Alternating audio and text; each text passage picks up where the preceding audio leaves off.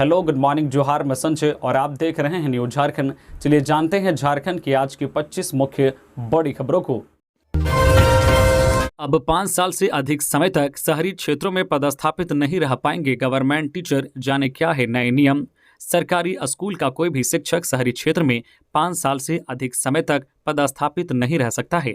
यदि किसी कारण से कोई शिक्षक इस अवधि के बाद भी शहरी क्षेत्रों में पदस्थापित रहना चाहता है तो उसे मकान किराया भत्ता, HRA और परिवहन भत्ता, TA का लाभ नहीं मिलेगा। यदि कोई शिक्षक निर्धारित अवधि के बाद भी शहरी क्षेत्रों में पदस्थापित रहकर यह भत्ता लेता है तो बिना किसी स्पष्टीकरण नोटिस के ही उसके खिलाफ विभागीय कार्रवाई की जाएगी। कार्रवाई के दायरे में संबंधित स्कूल के प्रधानाध्यापक भी आएंगे। स्कूली शिक्षा एवं साक्षरता विभाग ने जोन 1 और जोन 2 में शिक्षकों के पदस्थापन को लेकर नियम को स्पष्ट करते हुए उक्त आदेश जारी किया है।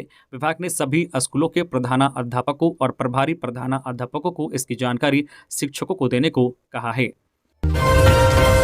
रथ यात्रा का धार्मिक के साथ साथ सामाजिक एवं सांस्कृतिक का भी है महत्व। डॉक्टर रामेश्वर राव, वैश्विक महामारी कोरोना संक्रमण के कारण 2-3 वर्षों तक रथ मेले का भव्य आयोजन नहीं हो सका, लेकिन इस बार रथ मेले का पुरानी परंपरा और भव्यता के साथ आयोजन हो, इसे लेकर सरकार की ओर से सभी आवश्यक सहयोग किया जाएगा। ये बातें झारखंड के वित्त एवं खाद्य आपूर्ति मंत्री डॉक्टर रामेश्वर राव ने रांची के धुर्वा स्थित भगवान रथ मेले की तैयारियों की समीक्षा के दौरान कही। उन्होंने कहा कि रथ यात्रा का धार्मिक महत्व के साथ साथ सामाजिक एवं सांस्कृतिक महत्व भी है। उन्होंने कहा है कि 20 जून को रथ यात्रा में लाखों श्रद्धालु आते हैं। वहीं उन्होंने रथ यात्रा में आने वाले श्रद्धालुओं को अपनी ओर से और सरकार की ओर से शुभकामनाएं दी हैं।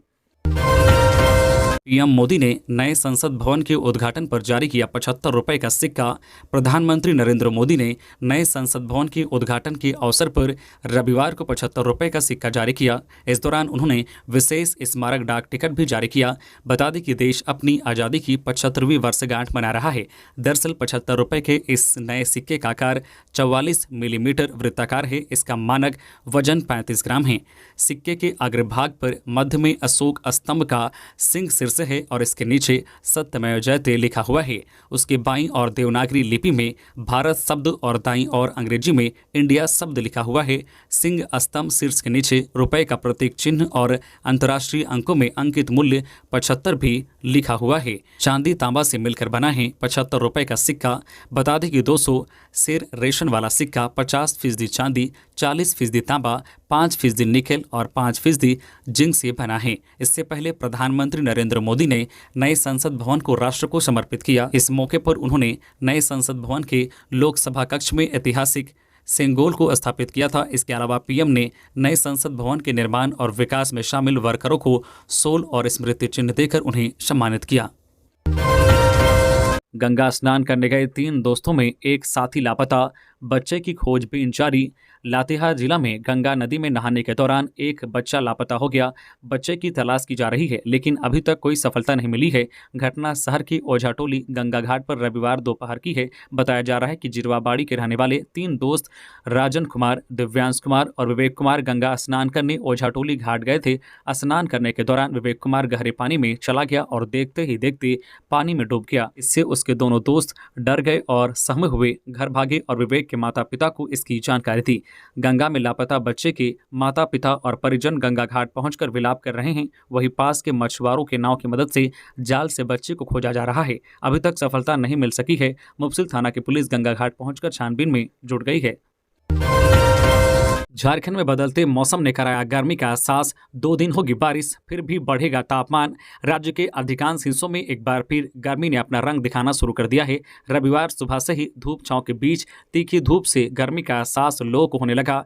राज्य मौसम विभाग के वैज्ञानिक अभिषेक आनंद के अनुसार 30 व 31 मई को हल्के बादल छा सकते हैं। हल्की बारिश की भी संभावना है। वहीं रांची मौसम केंद्र की ओर से जारी चेतावनी के तहत राज्य के उत्तर पूर्वी, दक्षिणी और निकटवर्ती मध्य भागों में कहीं कहीं गर्जन व वज्रपात के साथ तेज सतही हवा 30 से 40 किलोमीटर प्रति घंटे की रफ्तार से चलने की संभावना है। इसके बाद 1 जून से आसमान साफ रहने का पूर्व अनुमान है। मतलब 1 जून से गर्मी में फिर से बढ़ोतरी होगी। विभाग के अनुसार तापमान में 4 से 5 डिग्री तक बढ़ोतरी हो सकती है। पिछड़ों के आरक्षण को बढ़ाने और बकाया रॉयल्टी पर केंद्र के सामने मजबूती से रखेंगे अपनी मांग, सीएम हेमंत सोरेन। मुख्यमंत्री हेमंत सोरेन ने कहा है कि पिछड़ों के आरक्षण की सीमा बढ़ाने और बकाया रॉयल्टी की मांग केंद्र के सामने आगे भी मजबूती से रखेंगे। नई दिल्ली में नीति आयोग की बैठक में सम्मिलित होने के बाद रविवार को शाम में रांची लौटने पर बिरसा एयरपोर्ट पर मीडिया के सवालों का जवाब देते हुए उन्होंने कहा है कि वे इसकी मांग पहले भी रखते रहे हैं और कल भी केंद्र से इसकी मांग रखी और जरूरत पड़ने पर आगे भी रखेंगे। मुख्यमंत्री ने कहा कि प्रधानमंत्री का कहना है कि राज्य का विकास होगा तो देश का विकास होगा। निश्चित रूप से राज्यों को भी अपने गांवों का विकास करना होगा। गांव का विकास होगा तो राज्य विकसित होगा और राज्य विकसित होगा तो देश विकसित होगा। सभी एक दूसरे से जुड़े हुए हैं। 9 जुलाई को होगी झारखंड कंबाइंड परीक्षा। ऑनलाइन एप्लीकेशन आज से हो रहा शुरू। Jharkhand combined entrance competitive examination board JCECEB 9 जुलाई को झारखंड कंबाइंड एग्जामिनेशन लेगा। राज्य के सरकारी और प्राइवेट वैसे संस्थान जहां एग्रीकल्चर और इससे संबंधित विषयों की पढ़ाई होती है वहां एडमिशन के लिए या एंट्रेंस टेस्ट लिया जाता है। इस परीक्षा में शामिल होने के लिए 29 मई से ऑनलाइन एप्लीकेशन शुरू होगा। एप्लीकेशन झारखंड कंबाइंड की वेबसाइट पर जाकर सबमिट करना होगा।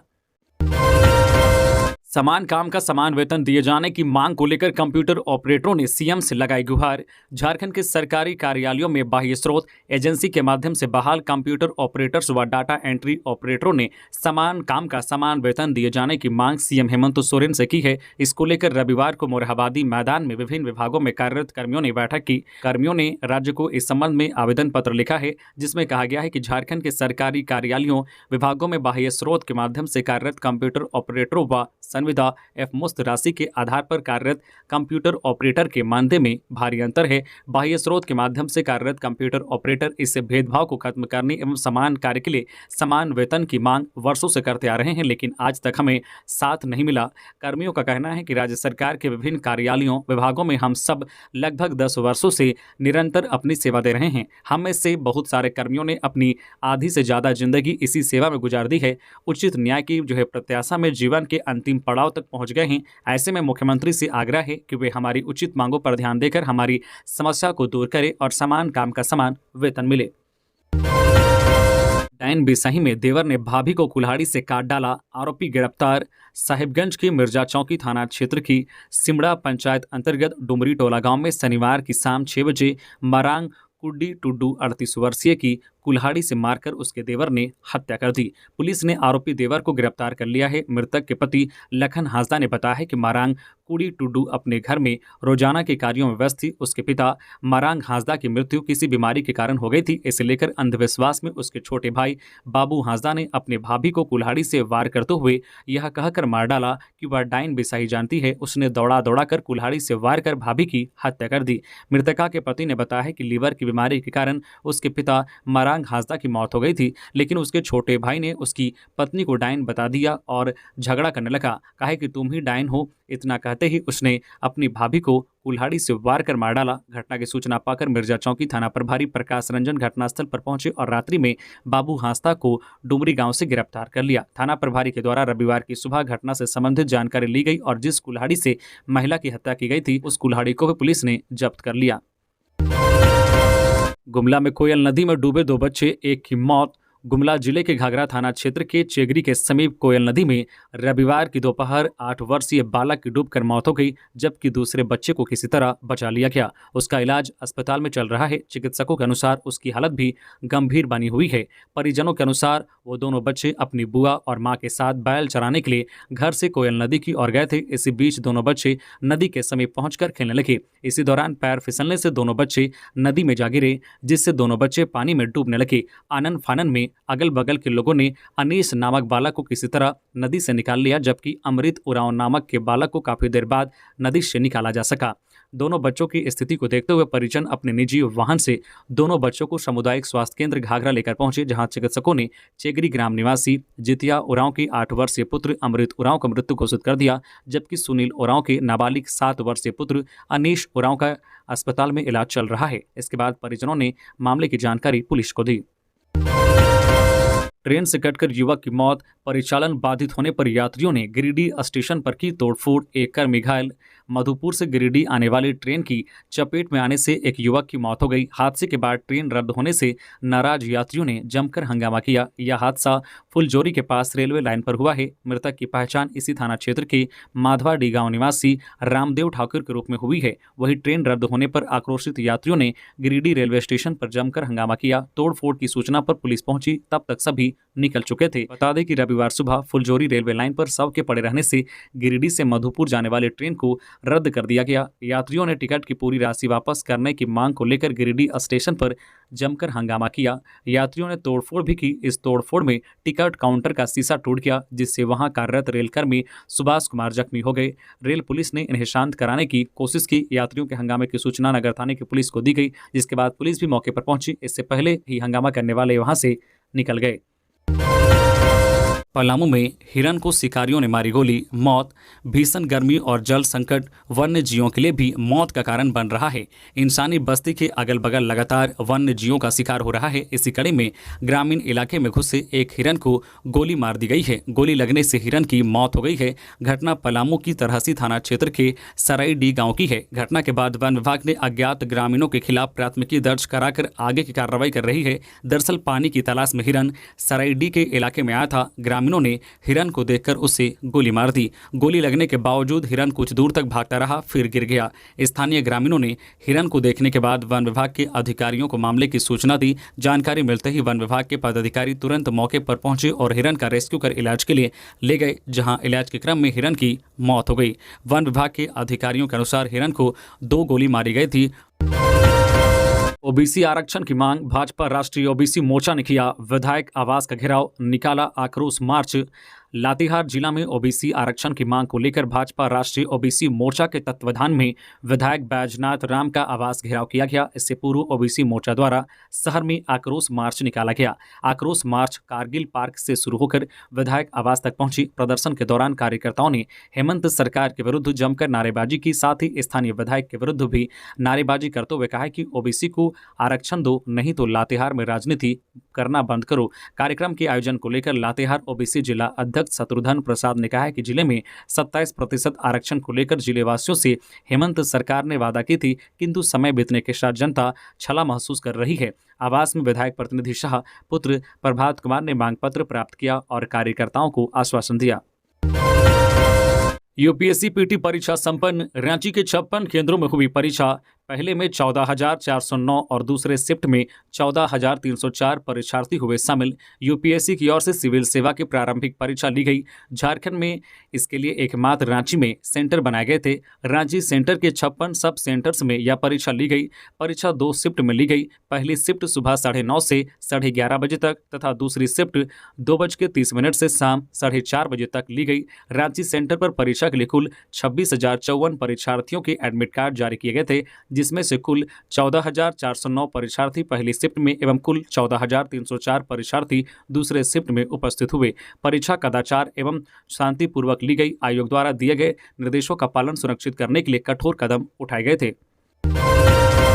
नई संसद के उद्घाटन का कांग्रेस ने किया विरोध, कहा राष्ट्रपति को क्यों नहीं बुलाया, नहीं चलेगा अड़ियल रवैया।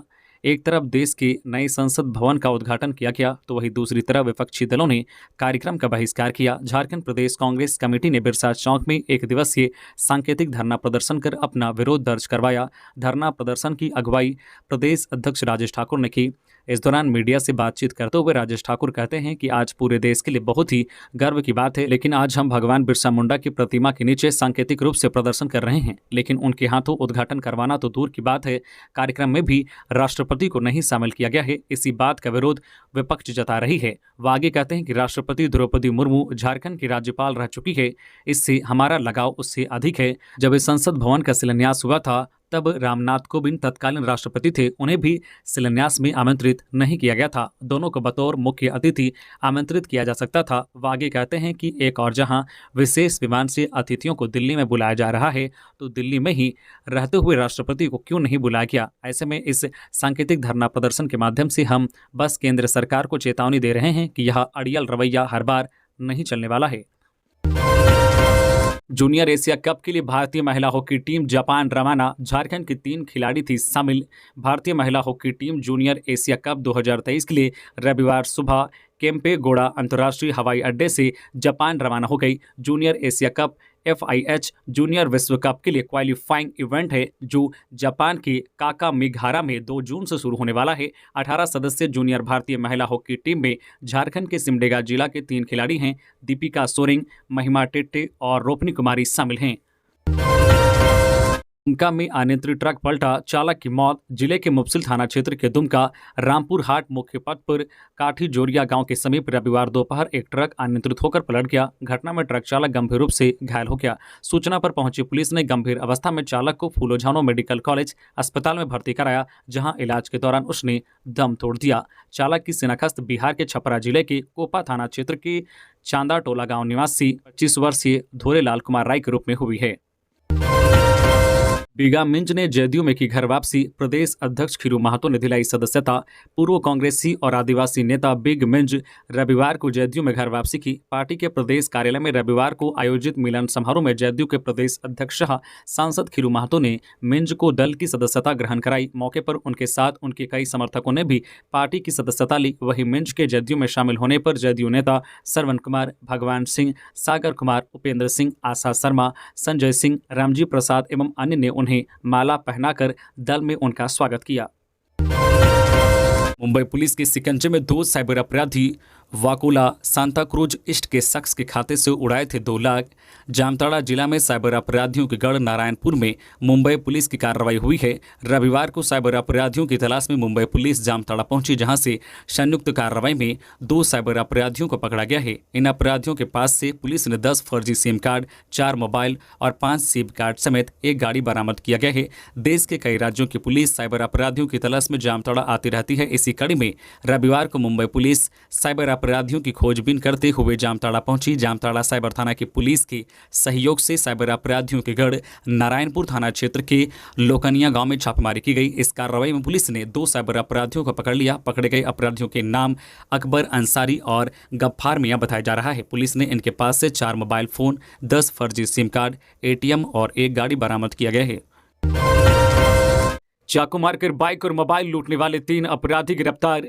राजधानी की अनगढ़ा थाना पुलिस ने 16 मई को हुए बाइक और मोबाइल लूटकांड मामले का खुलासा कर दिया है। इस घटना में शामिल मोहम्मद कैफ उर्फ टेना, अरसलान, अंजर और अक्षय सिंह को पुलिस ने गिरफ्तार कर लिया है। उनके पास से लूटी गई पल्सर बाइक, रेडमी कंपनी का मोबाइल और घटना में प्रयोग किया गया बाइक और चाकू भी पुलिस ने बरामद कर लिया है। यह जानकारी ग्रामीण SP नौशाद आलम ने रविवार को प्रेस कॉन्फ्रेंस कर दी। 16 मई को साजन पौदार ने अनगढ़ा थाने में प्राथमिकी दर्ज कराई थी, जिसमें उन्होंने बताया था कि चमघाटी में 3 अपराधी उनके बाइक का दूसरे बाइक से ओवरटेक किया, फिर चाकू मारकर बाइक और मोबाइल लूटकर फरार हो गए। इस संबंध में ग्रामीण SP ने कहा है कि मामले की गंभीरता को देखते हुए थाना प्रभारी नवीन कुमार के नेतृत्व में एक टीम का गठन किया गया। टीम ने तकनीकी शाखा और अनुसंधान के क्रम में मामले में शामिल तीनों अपराधियों को गिरफ्तार कर लूट का सामान बरामद किया।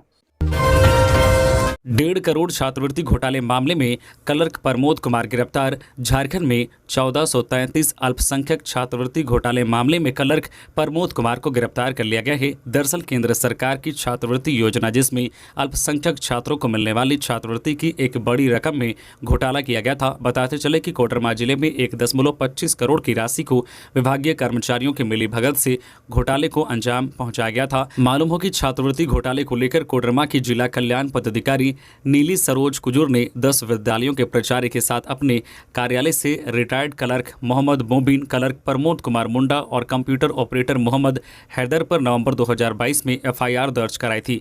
छात्रवृत्ति घोटाले की शिकायत कोडरमा DC को मिली थी, तब उन्होंने इसकी जांच अपर समाहर्ता से कराई थी। जांच के बाद यह खुलासा हुआ कि वित्तीय वर्ष 2017-18, 2018-19 और 2019-20 के दौरान फर्जी स्कूल और फर्जी छात्रों के नाम पर अल्पसंख्यक छात्रों को मिलने वाली छात्रवृत्ति राशि 1.5 करोड़ रुपए का गबन किया गया है। इस बात की भी पुष्टि हुई कि जिन 1433 बच्चों की सूची मिली थी, उनमें से एक भी बच्चे के खाते में पैसे ट्रांसफर नहीं किए गए हैं। किसी का नाम फर्जी पाया गया तो किसी का पता 12 स्कूलों में से 10 से संबंधित रिकॉर्ड में अनियमितता पाई गई थी। PLFI सुप्रीमो दिनेश गोप के साथ धुरवा के गांधी ने हथियारों के नाम पर की थी ठगी। 1.5 करोड़ का लगाया था चूना। टेरर फाइंडिंग के मामले में गिरफ्तार उग्रवादी संगठन पीएलएफआई सुप्रीमो दिनेश गोप 30 मई तक के लिए एनआईए की रिमांड पर हैं। हर दिन उससे पूछताछ जारी है। एनआईए ही नहीं, दूसरी जांच एजेंसियां और संबंधित वैसे जिले जहां दिनेश गोप पर प्राथमिकी दर्ज है वे भी अपने तरीके से पूछताछ कर रहे हैं। एनआईए को पूछताछ में दिनेश गोप ने अपने संगठन के बारे में तो बताया ही, साथ ही धुरवा के निमेश कुमार उर्फ राजवीर उर्फ गांधी के बारे में भी जानकारी दी है, जिसने उससे हथियार के नाम पर 1.5 लाख रुपए ठगा था। निमेश साथी ठग था जिसने विदेशी हथियार सप्लाई के नाम पर दिनेश गोप को ठगा था। उसने वीडियो कॉल के माध्यम से दिनेश गोप को नकली विदेशी हथियारों की तस्वीर दिखाई थी। उसे यह कहकर पैसे ठगे थे कि उसके पास आधुनिक हथियार है। एनआईए ने दिनेश गोप से निमेश से परिचय और संपर्क के बारे में विस्तार से जाना है। बहुत जल्द एनआईए निमेश से भी पूछताछ करेगी। निमेश जनवरी 2022 में गिरफ्तार हुआ था। उस वक्त एनआईए ने भी धुरवा पुलिस से पूरी जानकारी ली थी।